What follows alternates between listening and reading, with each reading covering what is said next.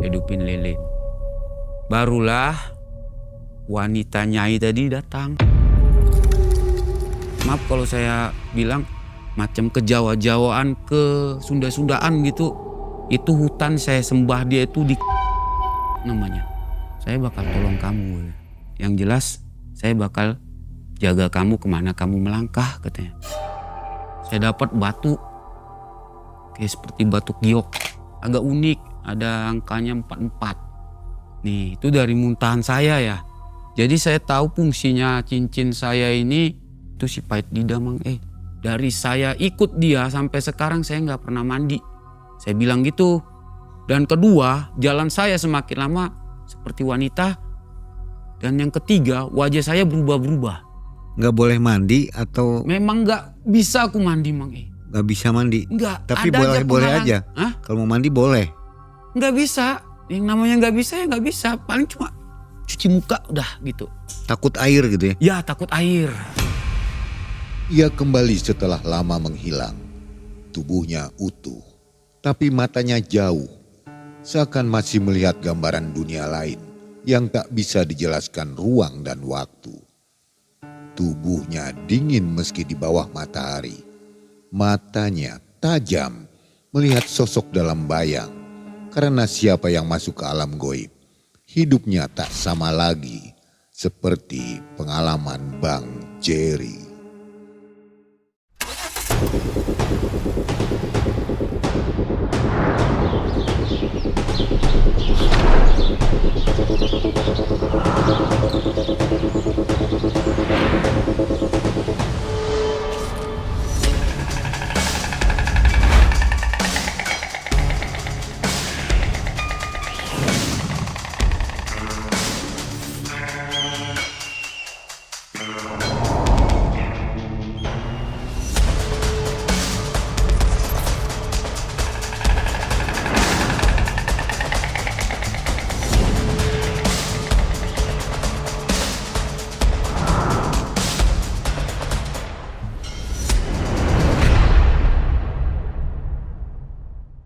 Selamat malam Sobat Malam Mencekam. Assalamualaikum warahmatullahi wabarakatuh. Dan Horas untuk warga Sumatera Utara. Apa kabar Bang Jerry? Baik Mang Ai. Ketemu lagi kita ya. Iya Bang. Bang Jeremy Sitepu ya panjangnya. Ya benar. Kisah yang kemarin belum tamat nih. Yang sekarang memang. Katanya lebih ke mistis ya. Ya ini serem-seremnya ini. Semua. Jadi sobat yang nonton bagian satunya, part satunya harus nonton yang kedua ini. Dan yang belum nonton, videonya ada di atas sini ya. Nanti ditonton lagi. Bang Jeremy, apa kegiatan sekarang? Kegiatan ya sekarang udah jadi kerja di bangunan. Udah lagi sibuk lah pokoknya ya. Lagi sibuk kerja bangunan dah sekarang. Mudah-mudahan sibuk terus ya. Amin. Dan banyak uangnya maksudnya. Amin, gitu. Bang. Sobat, hari ini Mang Ai dan tim masih berada di Tapanuli Utara. Sekarang di Tarutung ya. Kalau kemarin itu 30 menit ke arah barat itu ya. Menor ya. Iya. Kalau sekarang di Tarutungnya. Kita akan nonton kisah dari Bang Jerry ini sampai selesai. Di part kedua ini tamat ya. Ya saya tamatkan ini. Seharusnya panjang lagi tuh ya. Enggak ya. Sebenarnya panjang karena yang panjangnya saya ngelepas. Dia pengen ceritain itu dia lepas dari saya. Yang melepaskan siapa. Cuman kalau bisa nanti ya saya samarin lah orangnya siapa. Dan kita terpaksa syuting di dalam ruangan karena di luar ruangan dinginnya luar biasa. Bang Jerry juga gak kuat, orang sini juga gak kuat ya. Ya benar. Apalagi kita ya. Luar biasa. Pendatang juga. Pendatang dari Jawa Barat nih paling dingin ya kita. Iya. Nggak kuat juga di sini. Dinginnya menggigit sekali. Sampai ke tulang. Sampai ke tulang ya. Kita syuting di dalam sebuah homestay ini. Di dalam ruangan. Oke sobat, mudah-mudahan semua selalu sehat dan rezekinya melimpah. Saatnya kita nonton kisah nyata dari Bang Jerry. Malam Mencekam. Semakin malam semakin mencekam. Ini dia Bang Jerry.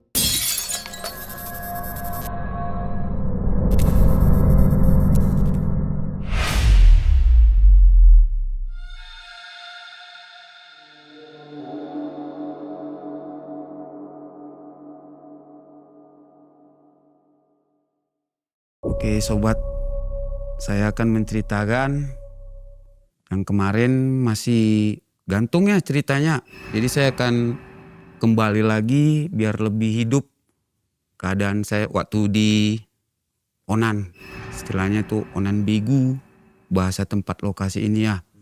Setelah saya masuk ke dunia pasar goib ini, saya melihat di situ namanya pasar ya. Pasti ada penjualan seperti biasa. Ya saya masih tetap membawa makanan ini. Makanan nasi bungkus ini untuk operator alat berat beserta timnya lah di situ kurang lebih ya. Kalau saya ingat sekitar 30-an. Setelah dari situ saya melihat, saya mulai masuk pasar goib itu. Di situ saya mulai bingung karena posisi pasar yang namanya pasar itu pasti identik dengan satu meja. Baru kedua mata uang. Saya melihat di situ mereka membawa barang, bicara tukar barang gitu, istilahnya gula, saya butuh gula, tukar sama beras, nah gitu. Begitu juga di sana, saya butuh tomat, tukar cabai. Nah, jadi kita bilang tuh barter ya, barter. Nah, jadi di situ saya pasti udah merasa ini di mana gitu kan, di mana kenapa yang namanya jam 12 setengah 1 gitu pasti panasnya ekstrim di situ. Karena saya tahu itu kan pegunungan, itu pasti panas. Jadi saya melihat ke atas menengadah, di situ saya tahu saya bukan di alam saya lagi karena matahari bisa dilihat. Yang namanya siang matahari itu nggak bisa dilihat. Pemikiran saya ya, pribadi saya nggak ada yang bisa ngelihat matahari kalau di atas jam 12 siang. Nah dari situ saya jalan celengak-celenguk gitu sambil gimana lah orang yang bingung mau kemana gitu. Saya lihat ada tuh rempah-rempah. Rempah-rempah itu pengobatan itu, temulawak apa segala macam. Jadi pasar itu bukannya ada meja yang saya bilang tadi, itu lesehan. Nah lesehan semua, nyentuh tanah. Tempat tuh nyentuh tanah semua. Terus kalau orang-orangnya pakai baju apa? Kalau orang-orangnya berpakaian adat Batak. Semua itu ya? Semua, cuman ada cumannya saya nggak ngerti ya model-modelnya. Ada yang bentuk ya kayak V, baru kayak gimana ya, sarung itu saya bilang kayak perempuan tuh ditutupin ulos gitu. Pokoknya zaman dulu lah ya? Makanya sih tempo dulu kali. Jadi udah saya perhatikan cara pakaiannya. Jadi saya tertuju sama tempat herbal tadi. Saya tahu, saya lihat pengobatan gitu kan. Saya datangin.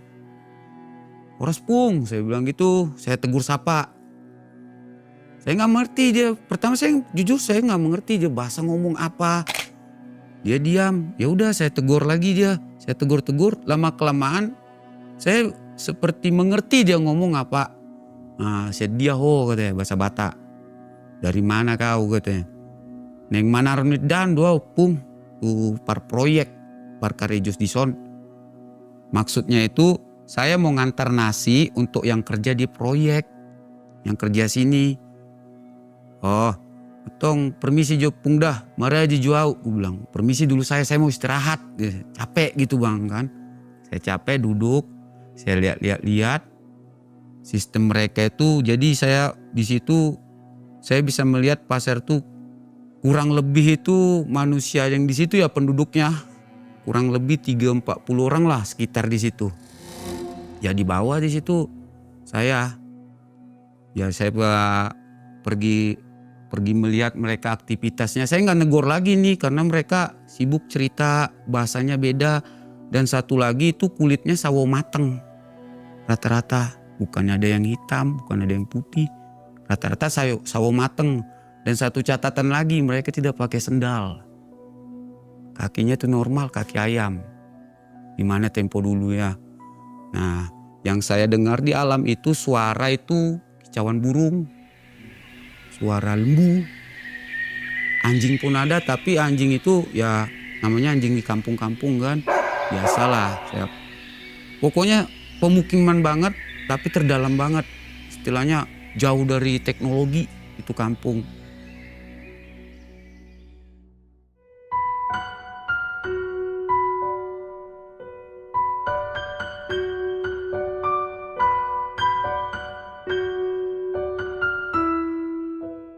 Saya singgah ke rumah opung itu, saya dikasih makan, saya tolak.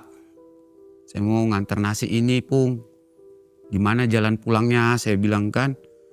Baru saya disuruh kerja lembu itu, kerbau tadi, nemanin dia ngasih makan kerbau. Saya temenin, ya udah saya temenin gitu. Pung, saya mau pulang, Pung. Nganter nasi ini. Tapi saya bahasa lugatkan Batak, Pung, aneng mulak kau. Neng mana dahan ni parkarejoon. Jadi dia ngomong, beta mak utaru peho. Ayolah saya antar kamu pulang. Dia membawa saya jalan. Sebentar, kalau taksiran saya paling 5 menit kurang lah. Keluar, mau ngantar saya keluar ya. Jadi, bisa mah udah, omak tempat naina. Saya lihat ya pematang sawah biasa. Apa gimana ya bilangnya. Bukit-bukit biasa ditinggalin. Jadi saya dada. Oke Pung, mulai gudang Pung dah. Horas Pung. Artinya itu terima kasih banyak. Salam Pung. Setelah saya dada dia, saya noleh gini. Saya toleh lagi ke depan tuh udah tus beda dunianya. Di situ saya mulai, di situ malam itu posisinya udah malam. Saya tidak tahu tuh jam berapa. Terasa nggak suhunya gitu? Suhunya langsung perbedaannya? berubah. Dinginnya luar biasa. Di mana? Di dunia nyata? Setelah di dunia saya ini, dunia nyata ini. Kalau di sana enak ya? Suasananya situ enak. Ya di situ saya bisa tahu kenapa dibilang itu nggak dingin, nggak panas. Karena mereka pakaian kan bisa dibilang maaf kata agak telanjang dada, namanya ulos. Tidak ada pakaian seperti kita gini. Di situ saya bisa nerapkan tidak ada apa. Dari kulit mereka, sawo matang biasa aja semua setara. Tiba-tiba ya gitu dingin semua. Dia udah kedinginan, saya lihat ada sungai begitu. Jadi di situ saya udah senang kan, wis dari mana? Cuman kaget juga kok jadi udah gelap gini di mana nih? Tadinya nggak ada sungai itu tadi kan pematang, istilahnya pematang bukit-bukitan. Sampai di sini, saya lihat air, barulah saya merasa mulai kehausan. Setelah di situ. Saya minum ini air, ternyata air belerang. Air belerang kan gak bisa diminum. Kadar H2S-nya bisa tinggi kan. Saya buang, asap udah semua ini. Karena posisi gelap ya? Karena posisi gelap. Saya tidak tahu ini, ya kabut namanya kabut. Saya gak tahu itu belerang, saya minum sedikit. Saya lari nyebrangin sungai itu. Dari batu tadi saya nyebrangin sungai itu. Saya lihat perbukitan tinggi, gak ada jalan itu yang namanya istilahnya ada dataran, gak ada. Dia naik terus. Saya ambil inisiatif lagi pulang. Gak bener nih jalan. Jadi ngikutin naluri saya balik. Di situ baru saya dekat, mau saya loncatin nih batu, di situ saya baru sadar. Saya lihat batu itu kok lain warnanya. Bentuknya. Saya lihat tuh kepalanya melengkung gini. Ada mata, ada seperti hidung, ada mulut. Nah jadi rasa penasaran saya tinggi di situ. Rasa saya penasaran makin tinggi ya. Saya liatin. Jadi seperti saya bayangkan itu seperti kepala ular. Habis itu badannya pecah, batu-batu besar tuh pecah sampai ke atas. Tinggi semua ke atas. Saya lihat ke atas itu karena posisi malam saya tidak bisa ngelihat, asap semua itu belerang. Di situ saya ambil inisiatif. 2 alternatif pikiran saya di situ ya. Kalau turun saya ketemukan air terjun. Kalau naik mana tahu itu air terjun.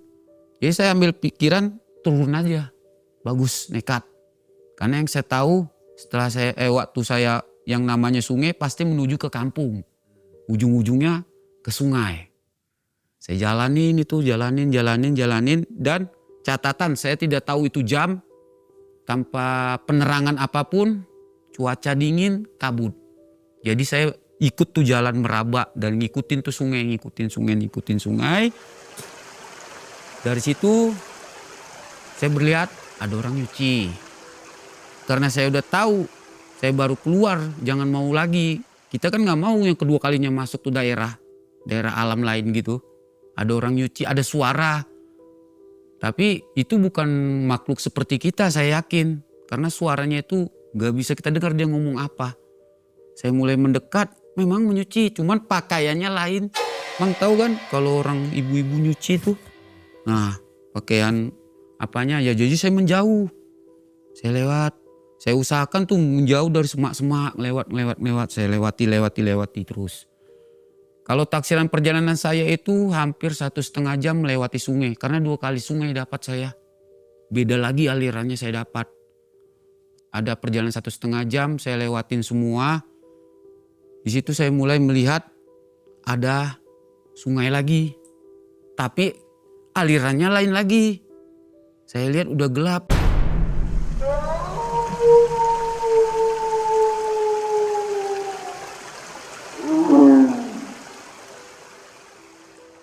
Di situ mulai saya melihat ada sosok hitam. Sosok hitam ini dia seperti gimana ya? Saya bayangkan. Pokoknya sosoknya badannya gede, berbulu. Dia ya begini saja berdiri. Kayak jaraknya itu kira-kira 3-4 meter. Di situ saya udah bisa lihat. Karena dia di kabut, ada angin gitu, sepoi-sepoi. Saya baru melihat tuh bayangan ngapain dia gini-gini aja. Nah ya karena saya tetap nih bawa nasi nekat, saya bahasa Batak. Setabi sangat dia mau puku. Setabi sangat artinya saya minta permisi, saya bilang kalau menurut saya minta permisi ingin lewat pung. On adong sialangon pung. Minta tolok kia na olon dope na bui tarpatu pa au idahanon. Lihat jauh lewat pung. Ana yang mula kau tuhuta. Jadi artinya itu cuma ini yang saya punya. Ini ada makanan saya bawa. Saya kasih itu 3 bungkus. Emang kasih dulu saya lewat. Karena cuma ini yang bisa saya kasih. Saya bilang gitu sama kamu. Karena saya tahu dia itu sungai emang ya. Dia gini. Ya istilahnya kayak di tengah sungai itu gini. Kayak gak ngasih orang lewat. Seakan-akan dia penjaga mang Tetap dia cuek belakangin saya. Belakangin terus belakangin. Ternyata tulang saya dulu kan udah pernah hilang. Cuman itu tidak pula saya expose lah karena pribadi saya. Saya panggil nama tulang saya. Tulang, dang olo au mago songokok. Neng mangulu ke au tulang, paula ju au tulang. Badau ju si bulison. Tulang, saya nggak mau hilang seperti kau. Keluarkan dulu aku dari sini, mau pulang aku. Enggak juga. Ujungnya saya sembah itu dia. Saya deketin, tapi saya deketin tadi 3-4 meter kan. Saya deketin dia, saya deketin lagi nasi ini. Ya saya sambil merunduk gini. Saya bawa nasi ini guni tuh, saya seret. Oh pung, tolong pung, saya mau lewat pung. Saya sambil nangis-nangis. Marsoba petawa pung, saya bersembah pun jadi. Tolong pung, saya mau keluar pung, kasih saya lewat. Di situ baru saya bisa melihat dia berbalik. Langsung saya bisa lihat wajahnya, sosoknya. Matanya itu satu ya bukan 2, 1 di tengah. Sininya gak punya hidung, mulutnya hanya taring semua. Tapi warna matanya itu saya tidak bisa bilang dia merah, saya tidak bisa bilang kuning, pokoknya sakit lah nengok matanya.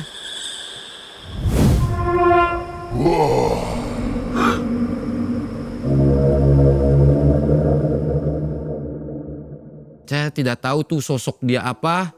Yang jelas dia itu melihat saya, di situ saya kaget ekstrim. Saya ketakutan. Tolong pung, aku mau lewat. Tapi saya sambil tunduk. Saya panggil juga tulang saya yang hilang ini. Tolong tulang, kasihani aku tulang.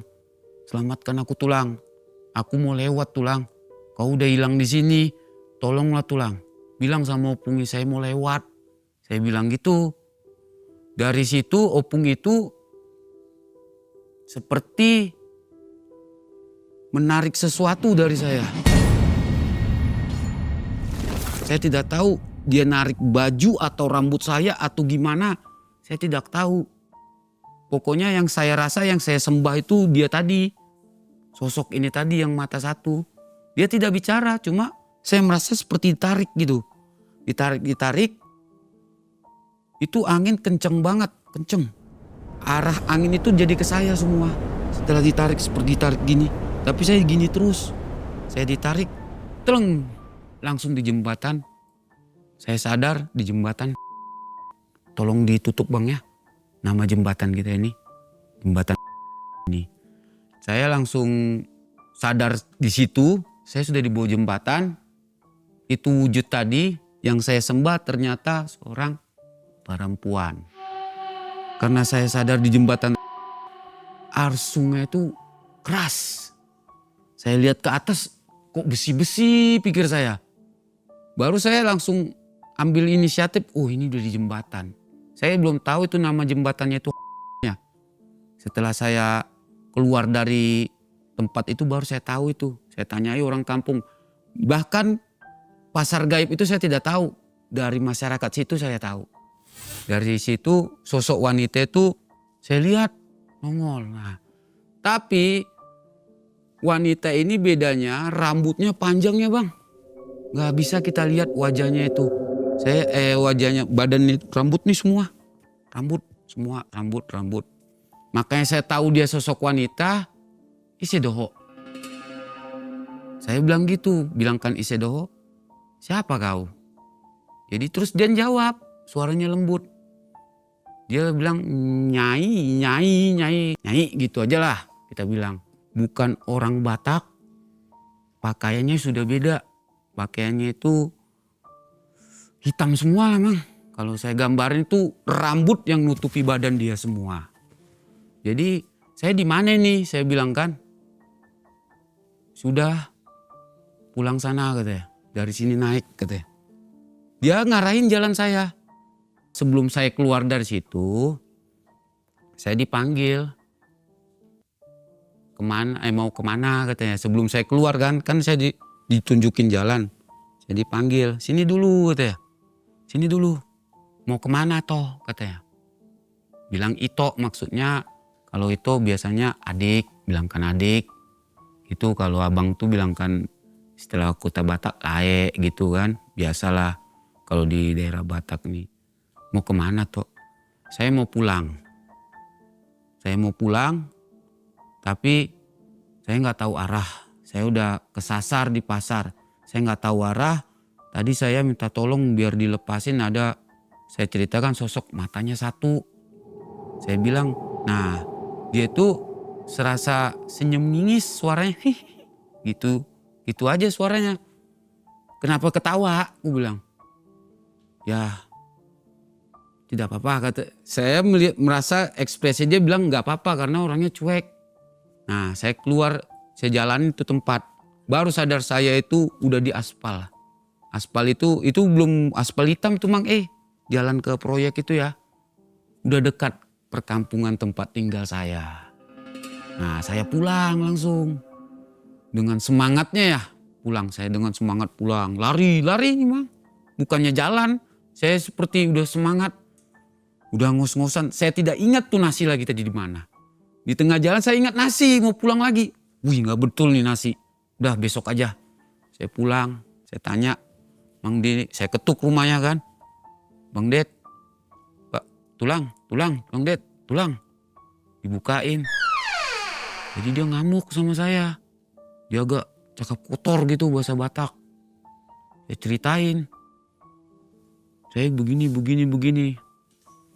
Jadi dia nengok saya serius. Ceritakan lebih baik. Tenang kau duduk di sini. Dia bentak saya. Pulang. Saya itu kemarin ngantar nasi. Saya taunya ini kemarin ya. Kemarin ngantar nasi. Saya disuruh berangkat sekitar jam 11:30 tulang. Ke ngantar nasi karyawan. Jadi itu udah ada polis lain. Nah saya bilang gitu. Tapi saya percepat ceritanya itu. Sekarang intinya kayak mana katanya. Saya masuk itu ada pasar. Saya bilang gitu. Itu pasar ada orang jualan. Tukar-tukar barang. Karena tulang saya bentak. Saya bentak lagi. Tukar-tukar barang tulang. Saya gak ngerti tuh pasar apa. Weh tahe. Ginilah tulang. Botoh 3 hari hodang tarida katanya. Kau tahu berapa hari kau gak nampak katanya. Mana tahu aku tulang gue bilang.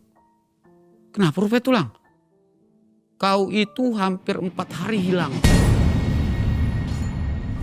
Yang kami tahu kau hobi kau nyari burung. Pasti kau tidur di hutan. Kalau enggak di mana lagi? Kau kan orangnya gila burung. Nah ubo toh tinggal di tobak doh. Hobimu mangluli pidung. Itulah bahasa Bataknya. Tulang saya ini memang tegas. Jadi saya kaget di situ. Jadi majalak ko di sana. Jadi disenggak gini juga bang ekspresi. Majalak ko di sana. Apa yang kau makan di situ? Siapa yang ngasih kau makan? Gak ada tulang. Saya gak ada makan. Aku gak ada makan apa-apa. Siapa kau jumpa di situ? Ada opung-opung. Jadi disuruh ngapain kau? Apa yang kau minum? Gak ada apa-apa. Aku fokus bawa nasi itu mau pulang. Aku disuruh cuma nemenin dia ngasih makan lembu tulang. Yakin kau? Yakin kau? Yakin tulang? Saya yakin kali. Gak ada apa-apa. Tapi mak. Nang saya jangan kau ceritakan sama siapapun, sama orang PT bahwasanya kau hilang. Aku bilang kau pulang kampung. Dipanggil orang tuamu. Mandok panggil mama saya. Pulang takutnya begitu. Yang pikiran tulang saya di hutan. Nyari burung karena memang hobi saya memang Nah dari situ saya disuruh mandi. Ada jeruk purut. Biasa tulangnya. Sama sirih. Saya suruh mandiin, saya bersihin badan. Ya dia yang buatin. Jadi buat gini-gini. Jadi buatin. Rumahnya kan bertingkat nih. Mang saya turut tidur di atas. Dang maleho katanya. Sebelum saya udah siap mandi. Kok gak lapar? Enggak tulang. Saya gak lapar gue bilang. Oh asik kok. Biasanya guguyok kok makan. Lain kau biasanya kuat kali kok makan gitu. Memang gak ada kau makan di sana. Gak ada tulang. Jadi mana nasinya yang kau bawa itu yang 30 lebih itu. Tinggal tulang. Udah sekarang gak usah lagi kau cerita sama orang kampung. Nanu. Kalau ditanya orang kau di mana. Bilang kau pulang ke Medan. Oke lah tulang terserah tulang. Udah tidurlah aku tulangnya. Iya.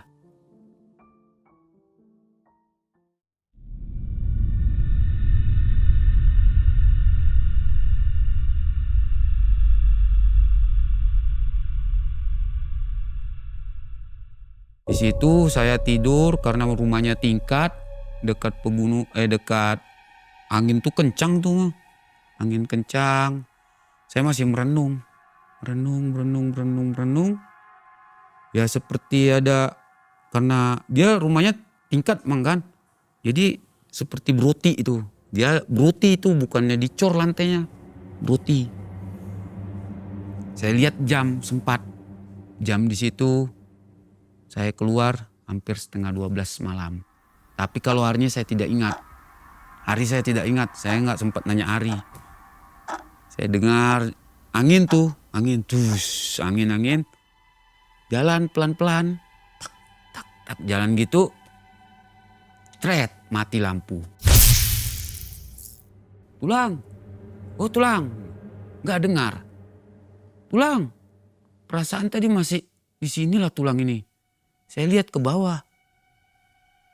Ya udah pada tidur orang tulang ini. Saya hidupin lilin. Udah pada tidur orang tulang kan. Saya hidupin lilin. Namanya saya numpang di rumah paman saya kan. Gak berani bikin onar gitu. Saya hidupin lilin. Barulah wanita Nyai tadi datang. Setelah saya buat lilin saya naik ke atas. Saya rebahan gini. Tret di depan. Di situ saya ekspresinya mau lari gimana, mau ngomong, mau gimana lah, mau bilang setan atau apa nggak bisa. Kaku nih badan, kaku, sekaku-kakunya. Posisinya dia di sudut. Saya tidurnya posisi di sini. Ini saya bayangin ya nih ruangan kamar saya, tempat paman saya. Dia di sudut deket pintu. Ini pintu udah ditutup. Nah saya bersender sini. Dekat pintu saya tidurnya. Karena modelnya kan tikar biasa. Saya tidur pas lagi bersender gini dekat papannya tripleknya tuh bersender gini, tup, nongol di sudut. Di situ saya kaget. Di situ saya lihat wanitanya itu cantik. Di situ saya baru lihat ini cantik kali. Ada dua pengawal makanya saya tahu pengawal. Itu di sampingnya ada dua gitu. Kiri dan kanan. Penampilan dia itu agak gimana ya, saya kurang tahu adat, cuman maaf kalau saya bilang macam kejawa-jawaan, ke Sunda-Sundaan gitu.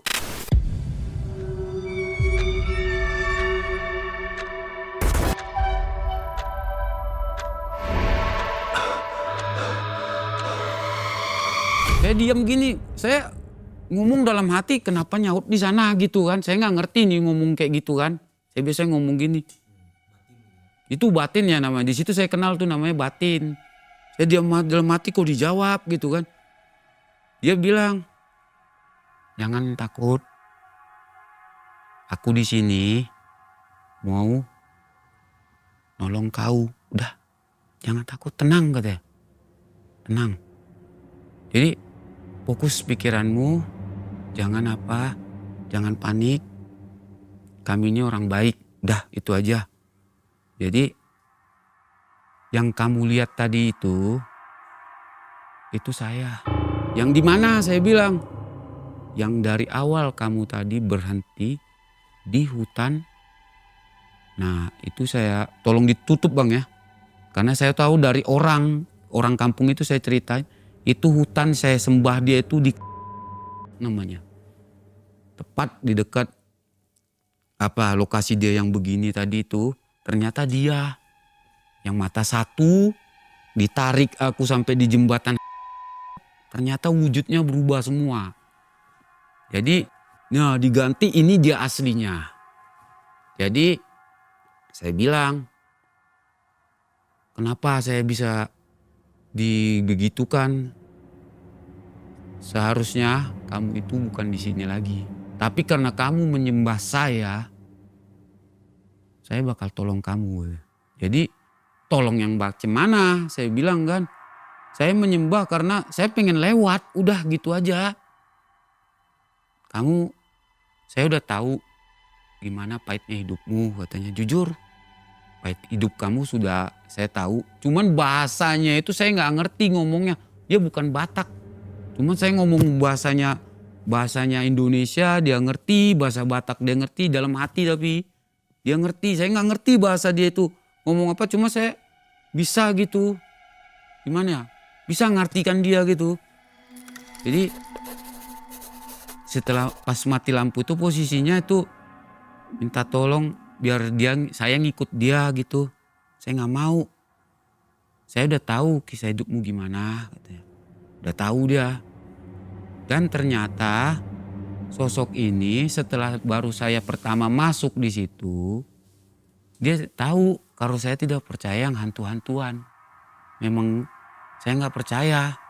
Saya bilang gitu, ya sudah tidur saja. Yang jelas saya bakal jaga kamu kemana kamu melangkah katanya. Oke lah, saya tidur tuh cuk hilang. Saya nggak tidur. Ya saya tetap gini terus, tebodoh gini, tebodoh. Mati lampu tuh saya ingat bekokok ayam sampai pagi saya masih gini. Ya bengong, itu ngelamunnya yang gini tuh. Kayak orang mati, setengah mati lah. Kalau perasaan saya udah diam aja gini. Nah mungkin tulang kaget kenapa gak turun-turun. Saya sadarnya setelah tulang saya itu kan pintu ditutup. Saya lihat udah dibuka, udah didobrak mungkin. Saya ditarik. Hei bangun. Nah, baru saya sadar. Kenapa kau? Gak tahu tulang. Gak tahu kayak mana katanya. Aduh gak tahu tulang, saya mau ngomong gimana tulang. Saya tidur semalam jumpa siapa? Ada penunggu. Hantunya cantik tulang. Orang kayak mana ciri-cirinya? Ya dibilang kayak pakaian Jawa Banten, saya gak ngerti. Pokoknya saya gak ngerti tulang. Ada badannya, ada pengawalnya 2. Dah saya disuruhnya tidur ya, saya tidur. Tidur mah babam. Hudul doa urip ngamate ho. Tidurlah mulut kau itu. Duduk ya kau. Kukira kau udah mati. Itulah bahasa Indonesia ya Mang E. Oke lah. Kasih saya air minum. Di situ baru dia melihat saya mulai aneh. Udah mandi. Gak usah kau kerja hari ini. Jangan kau keluar dulu seminggu nih. Kata paman saya. Kalau paman ini punya kemampuan spiritual juga ya? Kalau menurut saya dia punya lah. Ada ya? Ada, cuman dia itu bukan diminta. Tapi opung kami yang ikut dia. Turunan gitu ya. Dari keturunan. Cuman datang ke dia saja. Dari situ makanya saya tahu. Saya mulai bisa setelah saya disuruh turun. Di situ bisa saya melihat isi pusaka dia di situ. Turun kan langsung kamar mandi sama dapur pintu 2. Saya lihat ke depan itu ada tongkat nempel gini. 1. Jadi saya gimana lah orangnya kayak orang bego. Baru pertama lihat gituan. Saya pegang gak bisa. Rupanya tulang saya nuntun. Diberekodor wae gitu. Kau lihat rupanya itu. Kau lihat tulang. Jadi saya lihat di keramik ada. Keramik gini. Ditanam saya lihat. Ih, apa ini tulang? Ada botol bir di bawah. Kau lihat juga. Manalah dia? Ini tulang. Di dekat kamar mandi. Aja yaon maksudnya. Udah gawat ini. Tadinya nggak bisa ngelihat ya Bang Jerry? Ya nggak bisa. Saya nggak ngerti apa-apa. Nggak ngerti apa-apa. Saat itu jadi bisa kelihatan semua? Nah paginya setelah saya sadar saya bisa ngelihat itu.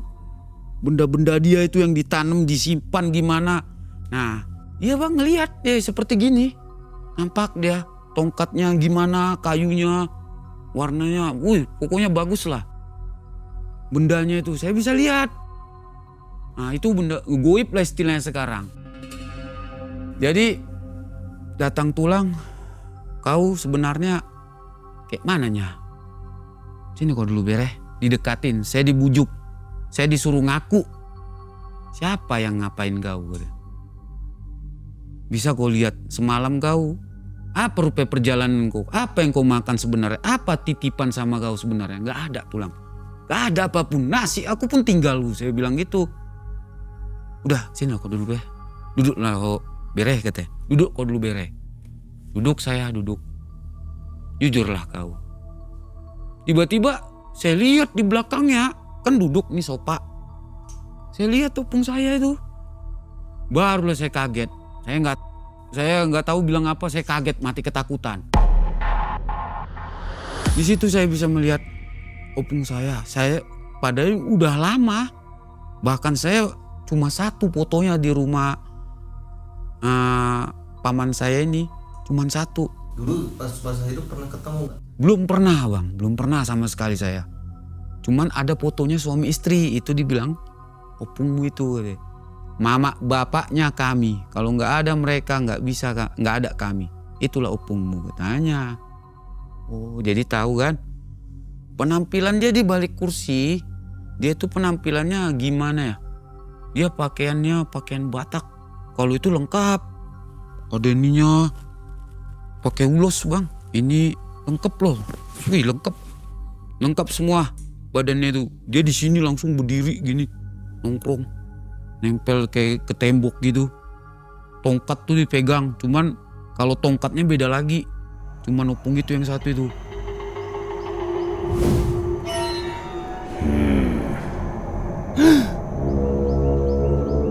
Jadi kau lihat, katanya, iya tulang. Itu opung itu kan tulang. Ya, ngomonglah kau sama dia. Katanya. Cerita kau sama dia. Katanya. Saya disuruh cerita. Apa yang mau ku ceritakan tulang? Gue bilang.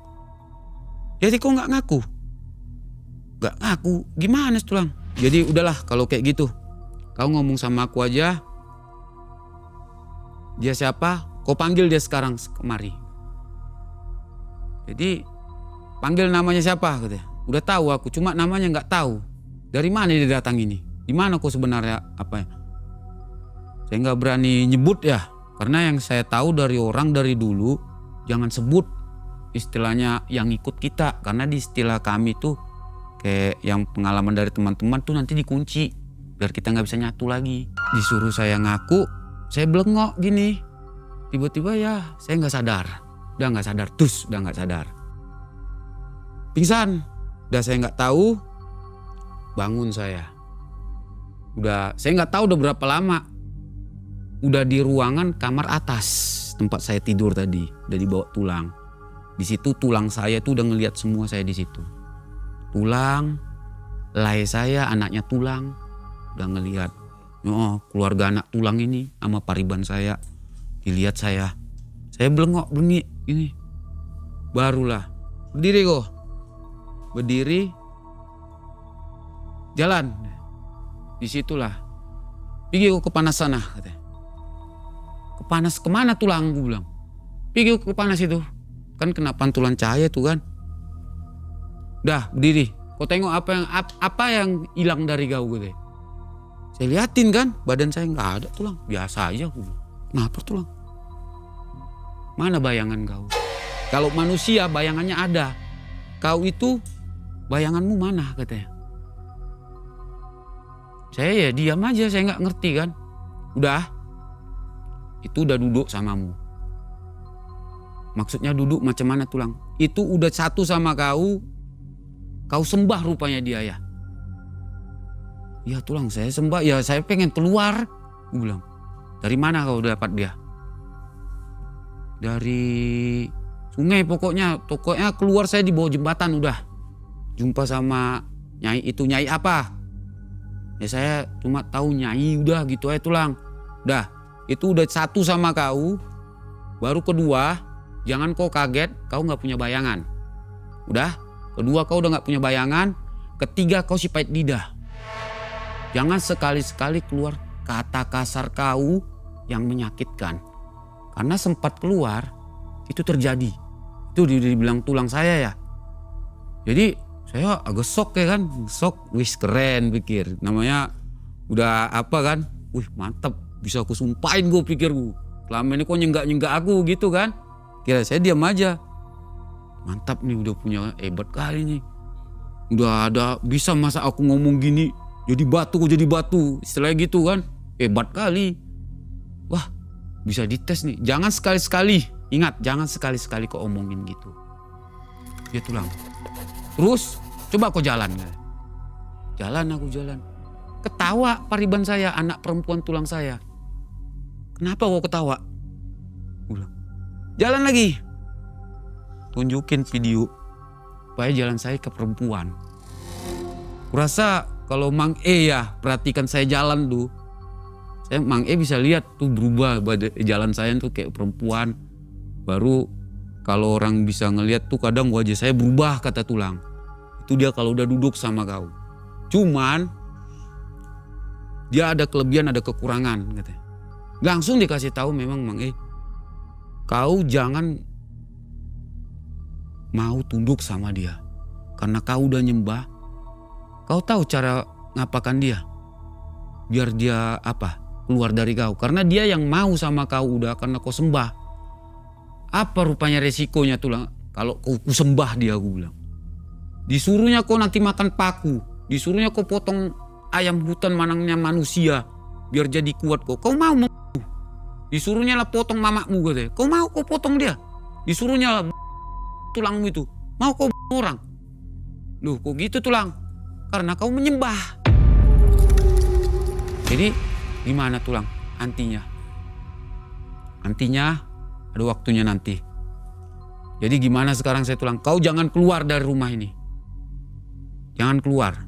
Jangan kau berinteraksi di luar. Saya dikurung di situ. Dikurung di atas tuh dah. Kasih makan dia saya. Jadi perubahan saya di situ Mang E. Saya sering ngomong sendiri. Ngomong sendiri. Kayak gini ya. Kayak diam. Gitu-gitu kayak orang bego lah kalau orang nengok. Saya ngelihat orang gitu, istilahnya makhluk halus gitu. Ya di situ saya udah mulai ngelihat. Bagi saya emang ya maaf ya. Bagi saya prinsip saya itu kuntilanak, pocong gitu, begu ganjang tuh hantu sembarangan sama saya. Yang hantu yang saya apain itu seperti orang tua. Itu saya segani. Kalau yang kakinya lah, kepalanya lah, itu saya nggak apa, itu saya anggap hantu sembarangan, hantu liar ya. Nah, jadi mereka itu sering sharing cerita tapi main batin ya melamun gini. Nah kalau yang saya ingat tuh saya gini. Nah gitu dia ngomong saya. Nah gitu dia model saya ngomong. Jadi tulang dia kan kerja terus kerja.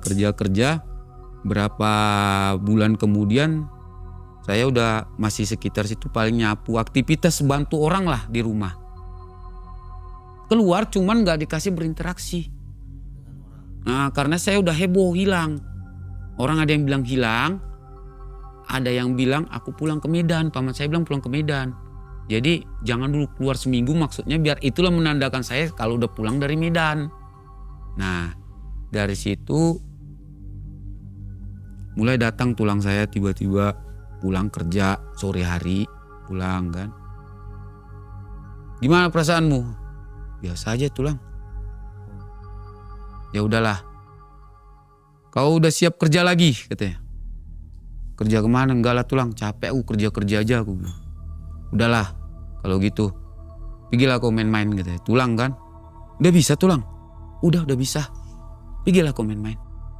Di situ saya ngerasakan naik kereta. Jadi saya masih ingat omongan pertama saya yang dibilang, kau si pahit lidah, apa yang kau minta itu terjadi. Oke. Di situ saya senang. Saya jalan-jalan.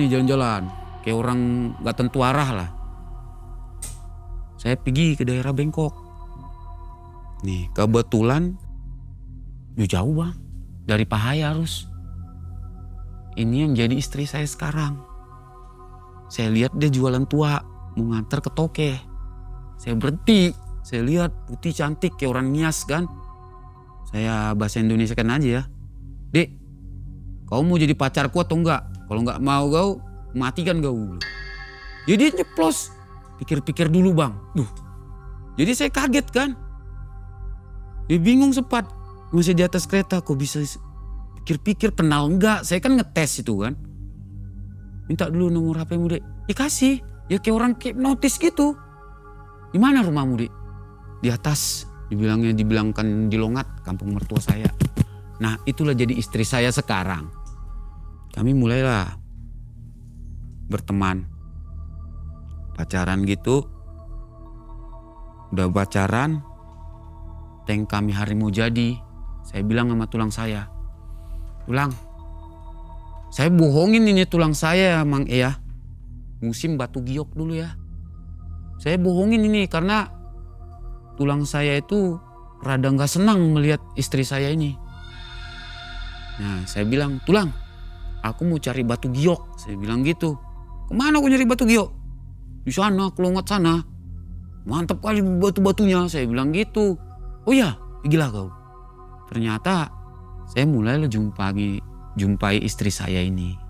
Dulu masih pacar saya itu. Masih pacaran biasalah. Jadi jualannya tuh jauh. Udah capek? Belum bang.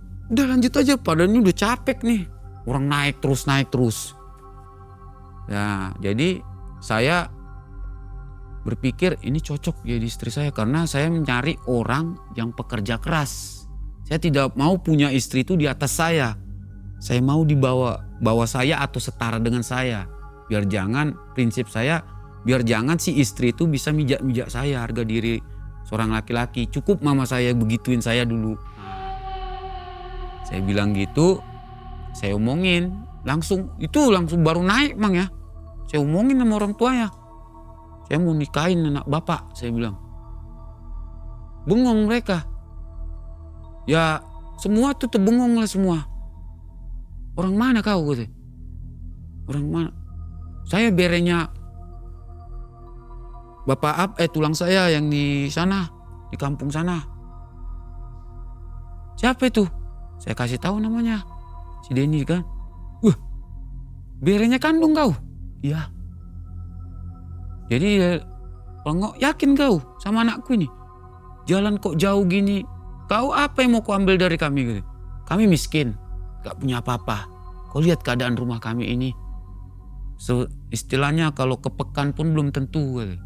Sementara anak perempuanku ini pun katanya memang dia kenal baru ini kau naik langsung kau mau ngelamar anak saya. Jadi gimana itu? Ya saya siap untuk nikahin anak bapak, saya bilang. Jadi macam mana ceritanya kok menikahin? Kabarin orang tuamu gitu. Kabarin orang tua, saya kabarin orang tua langsung di situ juga karena saya masih gimana soknya ya, orangnya sok gitu bang. Si pahit lidah yang dibilang itu.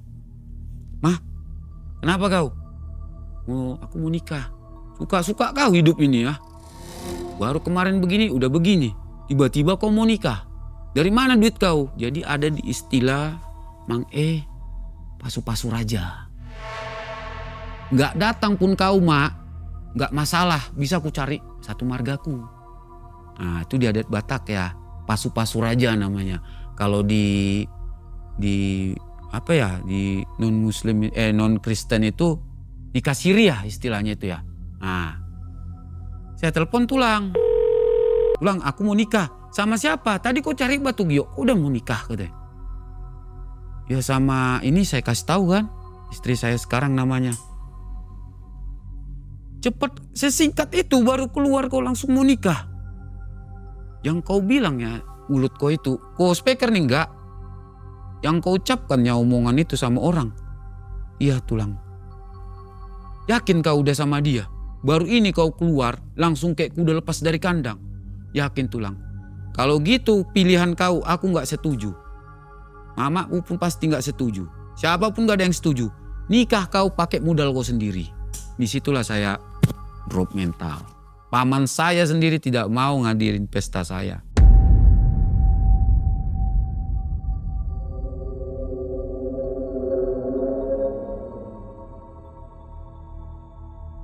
Jadi saya cari orang tua angkat saya keliling-keliling.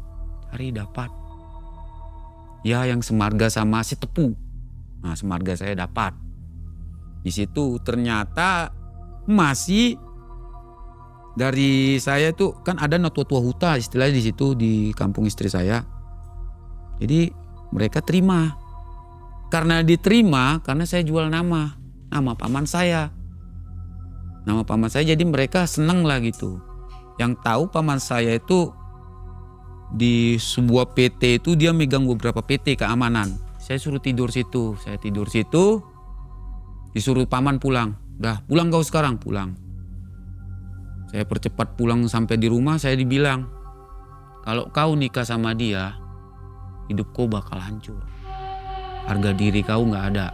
Dan kedua, jangan kau makan ikan mas. Sementara pestamu nikahmu ini kau wajib makan ikan mas. Jadi kayak mana Tulang? Pernah aku bilang sama kau nyembah dia kan? Iya Tulang. Pernah aku bilang sama kau kan? Ngelepas itu? Iya Tulang. Jadi gimana? Kau makan ikan mas itu. Jadi efeknya apa Tulang? Gak ada itu. Udah. Terserah kau keluar dari rumah ini.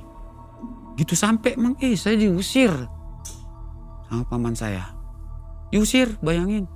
Sakitnya itu hidup saya itu mulai dari Medan sampai ke kampung ini. Kena usir, kena apa begitu. Saya udah biasa hidup hutan, balik lagi saya cari hutan-hutan lain. Ini bayangan masih hilang? Bayangan saya masih hilang. Gak sadar tapi orang-orang lain? Orang gak sadar. Mulai saya tunjukkan gelagat aneh. Di gelagat anehnya ini saya itu mau jalan sendiri, bicara sendiri.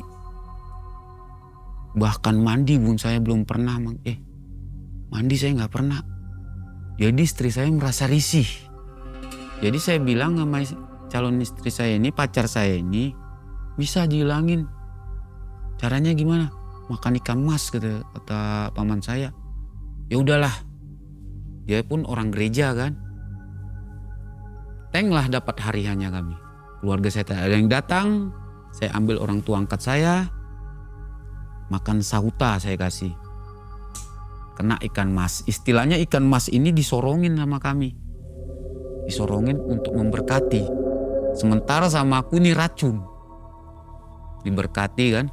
Jadi karena kami pengantin, makan duluan. Yang penting kau mati saya pikir kan. Saya makan lah itu ikan mas. Saya makan seperti biasa. Nggak ada apa-apa. Biasa. Siap makan. Udah siap makan begitu. Ngobrol-ngobrol sama apa. Tiba-tiba itu perasaan saya udah pusing. Pusing banget. Pusing. Gak tahu lagi mau bilang apa. Saya tumbang. Saya tumbang. Istri saya kan udah jadi istri saya. Mang ditelepon paman saya. Biarkan dia situ mati itu. Dari istri saya tahu. Biarkan dia mati di tempat kalian. Cocok itu dia mati gitu. Saya itu gak sadarnya itu mereka bilang 1 hari setelah kejadian itu belum sadar juga. Mereka bilang banyak orang bilang itu menebak saya ya. Ini bukan manusia ini orang katanya. Karena dibilang bukan manusia, masa ikan mas dimakan langsung apa.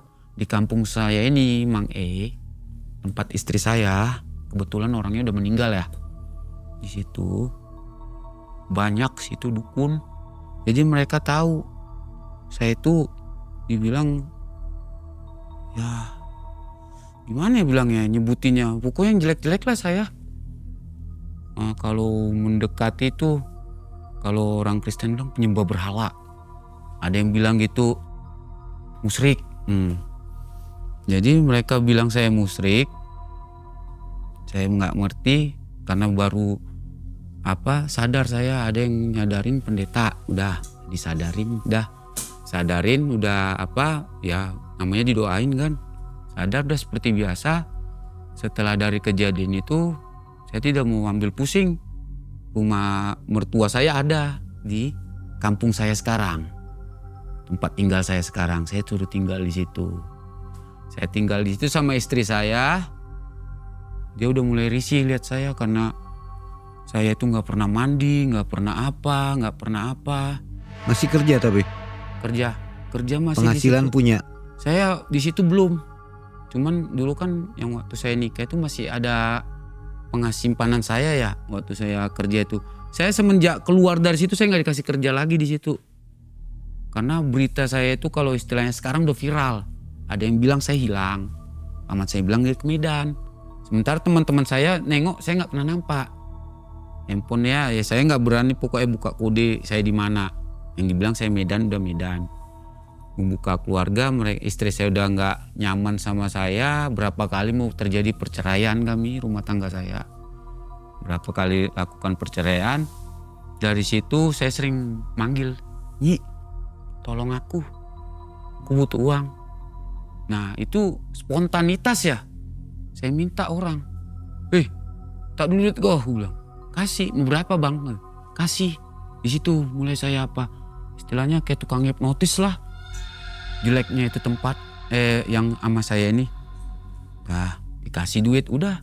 Saya mintain. Terus istri saya mulai heran. Oh kerja apa sebenarnya katanya. Saya itu bukan di kampung itu ya Mang melakukan ini. Nah, beroperasi itu bukan di kampung saya, bukan di kampung paman saya. Di luar daerah, saya tidak akan sebutkan tempatnya itu ya. Karena itu pasti mereka tahu bahaya sama saya kan. Udah banyak saya berduit bisa dapat kereta kemarin. Mulai saya di situ tinggalin tuh tempat. Saya tinggalin tuh tempat. Udahlah. Dari situ saya jumpai pendeta. Ada sekitar 2-3 tahun lah setelah kami menikah bang. Karena kalau saya perdalam tuh cerita mungkin terlalu fana kali, terlalu sadis dia jadinya. Yang jelas saya minta sama pendeta, dia dinas aktif masih di suatu kepolisian. Dia dinas aktif, saya minta dilepas yang ikut saya. Saya minta dilepas, saya tidak mau lagi sama dia, sama nyai ini, saya tidak mau lagi. Jadi saya minta dilepas, pelepasan itu dimulai dari jam 10 sampai setengah 3 pagi. Pertama respon saya minta keluar, kan? Dia kaget lihat saya. Nah dia kaget gitu, kenapa selama ini nggak bilang Amang? Dia bilang saya Amang kalau bapak-bapak. Apa aja yang udah aku lakukan? Ya udahlah Amang, nggak perlu diceritain, yang penting saya pengen keluar dari dia. Saya nggak mau lagi sama dia. Karena satu, saya nggak nyaman, nggak mandi bang. Dari saya ikut dia sampai sekarang saya nggak pernah mandi. Saya bilang gitu. Dan kedua, jalan saya semakin lama seperti wanita. Dan yang ketiga, wajah saya berubah-berubah. Nggak boleh mandi atau? Memang nggak bisa aku mandi Mang Nggak bisa mandi? Nggak. Tapi ada boleh aja? Hah? Kalau mau mandi boleh? Nggak bisa. Yang namanya nggak bisa ya nggak bisa. Paling cuma cuci muka udah gitu. Takut air gitu ya? Ya takut air. Nah itu dia, saya minta dilepas, terjadi pergumulan.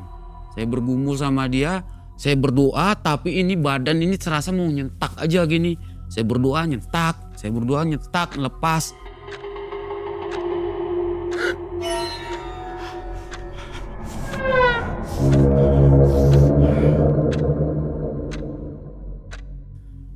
Muntah segala macam dimuntahin. Dari muntahan warna putih kayak seperti kain-kain kapas gitu yang keluar ya. Kain kapas baru seperti biji-bijian. Kalau mendekatin biji kacang hijau. Kalau mendekatin itu baru yang banyak dari situ saya dapat batu kayak seperti batu giok. Saya suka sama satu batu giok ini. Saya bilang batu giok, saya suka kali. Saya curi tuh, masih sempat saya mencuri tuh. Karena saya belum pernah lihat batu seperti ini kan. Agak unik, ada angkanya 44. Angkanya 44. Nih, itu dari muntahan saya ya.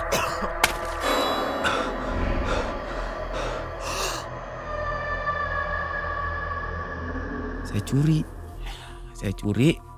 Mereka lagi berdoa, dalulah, dibakar. Oke, dibakar udah dibakar. Pendeta bilang, ya berbalik kepada Tuhan. Intinya berbalik kepada Tuhan.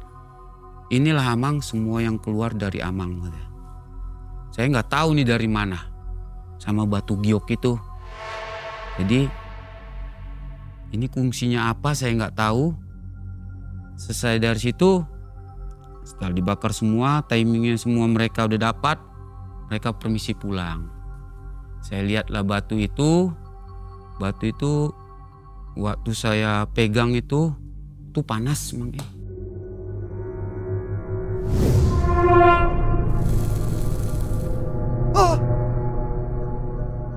Panas batunya, cuman karena saking panasnya saya biarin sampai saya udah lupa ya berapa tahun.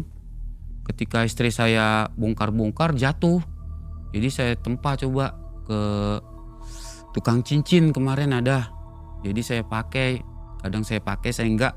Jadi saya tahu fungsinya cincin saya ini setelah kalau saya itu ternyata tahu cincin ini fungsinya itu si pahit lidah Mang. Ada batunya dibawa? Ada Mang. Boleh lihat ya? Boleh, cuman ya baru ini saya bawa ya. Karena saya Belum nggak pernah tahu nih dipakai. daerah ini gimana. Dan saya udah tahu nih fungsinya apa, kegunaannya apa, dan ya cocoknya memang buat saya, tidak untuk ditawar, tidak bisa diapain, pokoknya buat saya aja. Cuma ini nih yang keluar dari muntahan saya. Coba lihat ke kamera Ini Mang. batunya. Warna apa itu ya? Coklat ya? Kurang tahu, dulu nih panas.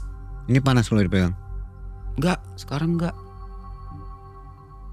Jadi fungsinya berbahaya ya ini? Fungsinya ini dual fungsi Mang. Dia bisa dibawa ribut, bisa ngejar setan, bisa istilahnya biar jangan takut jika datangin gitu, mau gimana pun dia. Dan yang ketiga, dia bisa nyembuhin orang stroke, orang sakit, kusut bisa. Untuk kusut dari sini dia. Ini pegangan saya. Untuk yang stroke ringan maksudnya? Stroke ringan yang baru pertama kali stroke, ada catatannya. Dia pun kalau sembuh bukan berarti Mang 100%, tidak. 75%, 80%.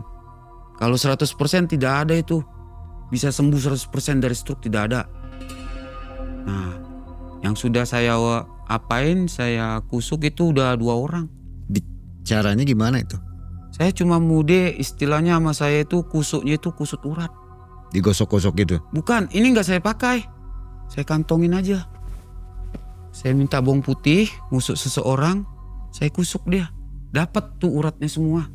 Kusuk tuh pijat. Ya pijet. Saya bisa tahu asal ini lengket. Kalau yang buat bukan kekebalan, Bang. Kalau dia nantang saya, nantangnya dengan arti gini. Saya disakitin. Baru saya tantang dia main ilmu hitam. Mau ilmu hitam. sampai di mana. Ini tetap saya andalkan. Jadi ada yang bilang, ya saya nggak tahu ya, teman saya bilang tadi seloro di gimana. Ini cincin 44 itu artinya itu pemuja setan kalau bahasa Cina bilang. Iya, kalau orang mereka melihat angka 44. Bisa Mang coba tengok.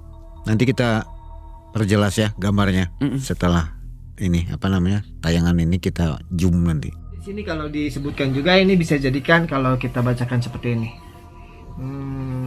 Mana deh dibalik ya 44. Nah, kalau dibacaan gini ini jadi lafadzullah. Jadi tulisannya Allah.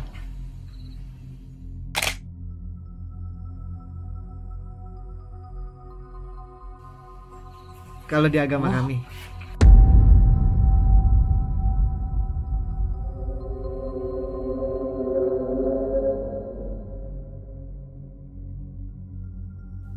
Jadi itu dia pengalaman selama ini.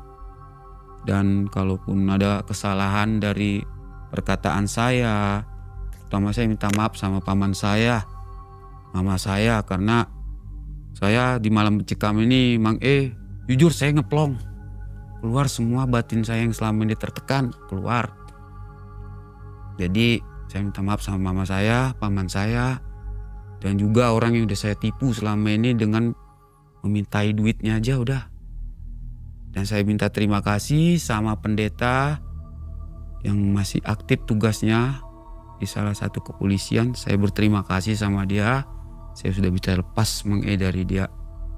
Jadi itu saja. Si Nyai ini udah nggak bersama lagi? Kalau Nyai Mang dia kalau dipanggil datang. Cuman dia ini sekarang posisinya di dekat rumah saya buat ada bambu.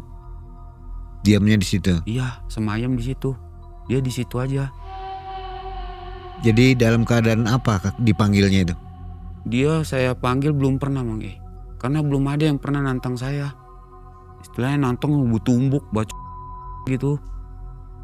Kalau untuk bantuan minta uang misalnya? Saya nggak pernah lagi ngelakuin Mang Bisa aja ya? Bisa aja. Tapi saya nggak pernah ngelakuinnya lagi. Karena saya udah punya anak. Saya kasihan sama anak aja perempuan masih kecil-kecil 4 orang. Jadi mirip bisa melakukan pesugihan juga ya ini ya? Mencari kekayaan gitu ya? Situlah. Bisa cepat kaya lah begitu. Itu udah bambu itu, udah banyak yang bakar tuh nggak habis-habis tuh bambu. Dia tidak akan habis tuh bambu. Karena udah banyak yang bakar tuh pakai ban, bahkan puluhan tuh ban. Habis tapi hidup lagi.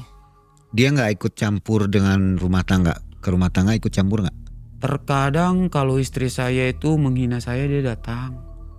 Berarti istri tahu ya? Tahu. Sekarang udah tahu? Sudah tahu dia istri saya. Cuman ya begitu anak saya nomor 2 tahu. Taunya dia bisa melihat. Kadang mau ditarik dia dipanggil katanya anak saya ini yang kelas 2 SD. Panggil ke bambu itu, Pak di Jawa itu bambu isi tuh. Upung-upung du mana ngahai katanya. Siapa itu yang di bambu itu? Itu dia bilang, udah jangan pernah ke situ ya anakku. Jangan kasih tahu sama siapapun ya Inang. Saya bilang gitu. Jangan kasih tahu ya. Jadi wujudnya suka berubah-ubah ya? Wujudnya kalau dilihat orang. Dia tergantung ekspresi apanya. Ya mungkin kalau menurut saya ya karena saya udah pernah ngikut saya. Ekspresi pertama yang di jembatan yang di sungai tadi itu sosok kuatnya. Mata satu itu ya? Oh itu sosok kuatnya pastinya menurut saya ya. Baru yang di jembatan itu sosoknya gimana ya? Nganggarkan dirinya itu gimana lah pokoknya. Yang tahu saya yang ketiga ini itu sosok asli dia. Sekarang ini udah bisa mandi? Sampai sekarang belum. Belum mandi? Tidak. Jujur Mang dari sebelum kita jumpa saya tidak pernah mandi. Jadi belum mandi berapa tahun Bang? 9 tahun sama tahun kurang sekarang. Lebih 9 tahun. Ya. Rasanya seperti apa terasanya? Rasanya tidak ada. Dan bau badan saya gak ada. Gak berbau gitu ya? Gak ada. Bahkan ketika COVID orang tuh di lockdown ya. Saya bebas jalan. Orang masker saya enggak. Makanya saya sampai sekarang mau dia ngecor kerja bangunan apapun saya sekarang, sekotor-kotornya, saya tidak pernah mandi. Istri nggak komplain Dan ya? istri saya tahu, selalu komplain. Komplain nggak? Komplain. Saya sampai bisa ranjang tidurnya sama istri saya, sama anak saya. Tapi kan nggak bau. Merasa jijik, istilahnya risih. Dan satu kampung udah tahu. Udah taunya dari mungkin istri saya ya cerita ya. Bahkan itu teman satu kerjaan tahu saya nggak pernah mandi. Tapi rambutnya kok biasa aja nih, nggak kena Ini air. ya kan sudah dipangkas. Yang kemarin kan amburadul gitu. Oh sebelumnya gimbal gitu ya? Ya gimbal. Gimbal tuh hidup semua gini. Makanya saya pangkas kemarin, kami ngecor. Jadi saya di bawah, yang nuang ke atas tuh percikan kuah-kuah coran ke kepala saya. Ya saya pangkas dong. Bayangan sudah muncul lagi tapi ya? Bayangan sudah muncul. Udah normal. Setelah dilepaskan pendeta tadi. Berarti lepas tapi masih bisa dipanggil. Ya kalau saya Gitu ya? Karena pendeta itu udah pernah bilang, jangan pernah dipanggil. Ada ayat Alkitab katanya. Satu kali setan keluar, dia akan melanglang buana mencari yang baru lagi. Sarang Tapi kalau baru ya? ditengoknya kita posisi kosong, gak ada yang isi, istilahnya iman, kepercayaan kita sama Tuhan, dia bakal datang tuh bawain. Bahkan dari yang satu lebih ngeri lagi datang keadaannya setan itu katanya. Jadi saya ngambil inisiatif. Setelah dia bilang tuh, itulah aja saya mengambil muntahan saya ini. Dan saya tidak tahu ini muntahan, saya nggak pernah makan ini loh. Makanya saya nggak pernah sembarangan ngasih sama orang. Kalau ininya ya memang ada, kalau ininya ya batunya cuma. Ya. Nah, kalau dikisahkan nih tambah panjang. Dan Sobat Malam Mencekam untuk mengetahui lebih dalam kisah dari Bang Jerry ini nanti bisa di konten eksklusif bersama Bila. Nanti ada hal yang nggak ada di sini, bisa dilihat di sana. Oke? Bang Jerry terima kasih ya. Ya sama-sama. Sehat selalu. Mudah-mudahan keluarganya tetap harmonis ya. Amin. Dan kembali ke normal, kembali ke normal ya. Bantuin doanya ya. Amin amin. Biar Sobat, bisa lagi. sampai jumpa di kisah yang lainnya dari Tanah Batak. Mang Ei dan tim undur diri ya. Assalamualaikum warahmatullahi wabarakatuh. Horas. Horas salut nak.